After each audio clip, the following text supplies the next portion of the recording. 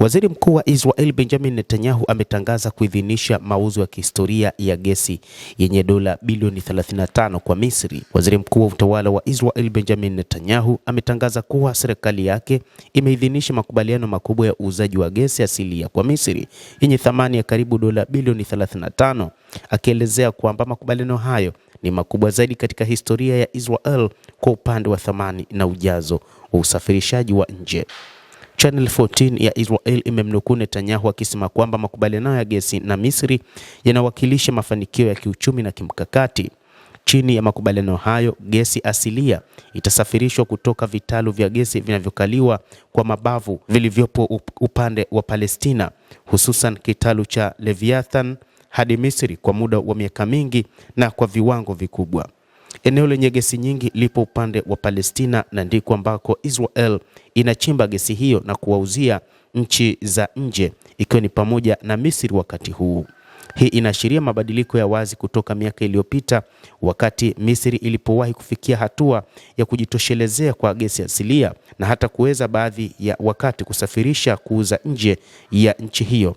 Kadhalika ni Misri ambayo ilipambania rasilimali za Palestina wakati fulani, lakini wakati huu ni Misri ambayo imeunga mkono kile kinachoitwa Abraham Accord, mpango ulioanzishwa na Rais wa Marekani Donald Trump kuunga mkono Misri katika kukuza uchumi wake. Licha ya tangazo hilo lililotolewa na utawala wa Israel kupitia waziri mkuu wake, serikali ya Misri bado haijatoa taarifa yoyote rasmi inayothibitisha maelezo ya makubaliano hayo au kuelezea masharti yake, ikiwa ni pamoja na bei, ujazo, muda wa mkataba au mifumo ya utekelezaji. Huo ni mpango ambao ulianza tangu mwaka 2021 ambapo ni muda ambao Israel na Misri ziliingia makubaliano ya kutoingia katika migogoro. Baadhi ya wadadisi wa mambo wanasema tangazo la upande mmoja lililotolewa na Israel limeonyesha unyeti ulioko ndani ya Misri juu ya suala hilo, huku kukishuhudiwa mijadala ya mara kwa mara ya umma kuhusu uagizaji wa gesi kutoka Israel na athari zake hasi kwa usalama wa nishati wa Misri pamoja na uhuru wa kujitawala kiuchumi nchi hiyo, na kuifanya Misri kuwa mpatanishi asiaminika tena kwa nchi ya Palestina, hasa kwa wapiganaji wa Kipalestina wa Hamas na makundi mengi ya watu wa Palestina, kutokana na kwamba tayari imeshaingia makubaliano rasmi ya upande mmoja, upande wa Israel.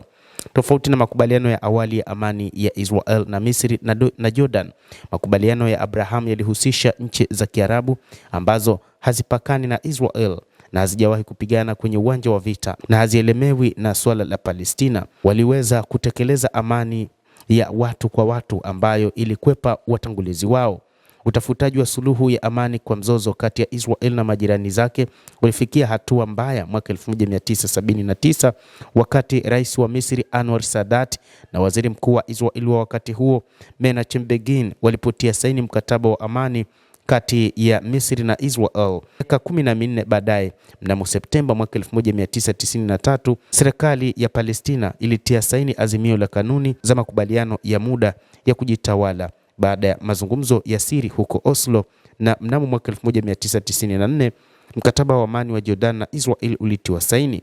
Katika mwaka 2021 Israel pamoja na Misri ziliingia katika mkataba wa Abraham ambapo mataifa mengine ni pamoja na Umoja wa Falme za Kiarabu, Bahrain, ikifuatiwa baadaye na makubaliano ya kuhalalisha kati ya serikali ya Kiyahudi na Sudan pamoja na Morocco. Mikataba ya Misri na Jordan ilikuwa ya makubaliano kati ya serikali ambayo ililenga kwa viwango tofauti juu ya kufunga kitabu juu ya mzozo wa kijeshi na Israel. Mtazamaji, endelea kutufuatilia na usisahau kulike, kucomment na kusubscribe channel yetu hii kupata habari hizi kwa mapana kupitia The World News. Naitwa Adam Hussein.